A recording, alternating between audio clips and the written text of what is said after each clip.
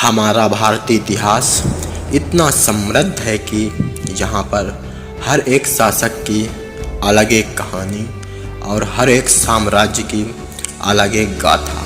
यहाँ का इतिहास इतना समृद्ध है कि इसकी कहानी सुनकर इतिहास के पन्ने भी उत्तेजना से भर जाते हैं। उन्हीं में से एक साम्राज्य है जिसका नाम है मौर्य साम्राज्य। यह वो साम्राज्य है जिसे भारत का सबसे शक्तिशाली साम्राज्य माना जाता है, जिसने भारत को एक नया मोड़ दिया।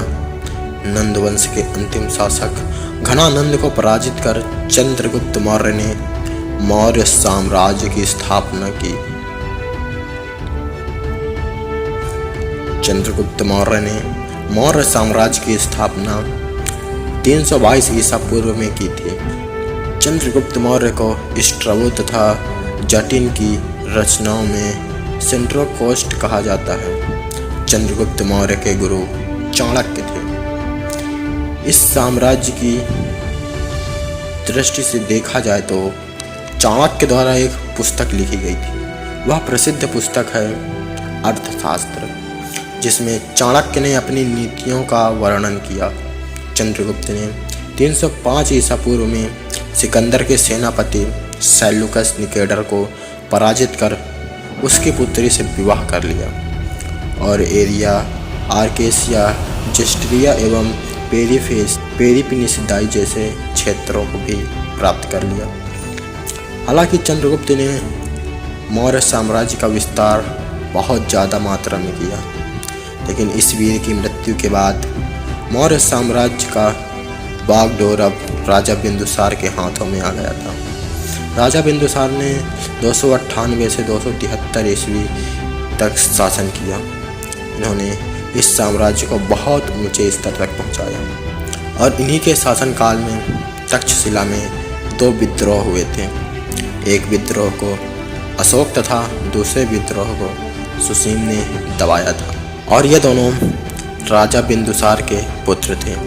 राजा बिंदुसार की मृत्यु के बाद मौर्य साम्राज्य और मौर्य वंश दोनों अब सम्राट अशोक के हाथ में थे। सम्राट अशोक ने अपने शासनकाल में बहुत सारे धार्मिक कार्य किए और सभी धर्मों का आदर भी किया। इन्होंने अपने राज्य का विस्तार किया और भारत को अखंड भारत बना दिया। संपूर्ण विश्व पर विजय पाने के बाद सम्राट अशोक ने चक्रवर्ती सम्राट की उपाधि हासिल कर ली। इनका राज्य चिन्ह 3 दहाड़ते हुए शेरों के मुंह थे, जिससे एक वीर होने का प्रमाण मिलता है और ये बहुत ही महान राजा थे। आज भी भारत में सरकार अशोक के चिन्हों को अपने पैसों पर लगाती है और भारत की सेना का सबसे बड़ा सम्मान अशोक चक्र इसी महान सम्राट के नाम पर दिया जाता है, जिससे आप अंदाज़ा लगा सकते हैं कि इन्होंने देश को किस मोड़ तक पहुंचाया है। कमेंट में हमें ज़रूर बताएं। और इसी अशोक ने कलिंग राज्य को भी जीता था, जो उनके मौर्य वंश पर एक धब्बा था, जिसे आज तक कोई मौर्य वंश का शासक नहीं जीत पाया था। उसे अशोक ने जीत कर दिखाया था और अपना हृदय परिवर्तित किया था। मौर्य वंश के अंतिम शासक बृहद्बल थे और बृहद्बल की हत्या कर पुष्यमित्र शुंग ने शक वंश की स्थापना की थी।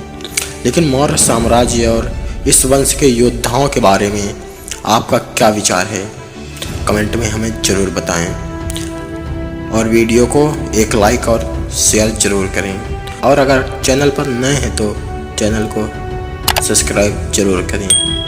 मिलते हैं नेक्स्ट वीडियो में, तब तक के लिए धन्यवाद। जय हिंद।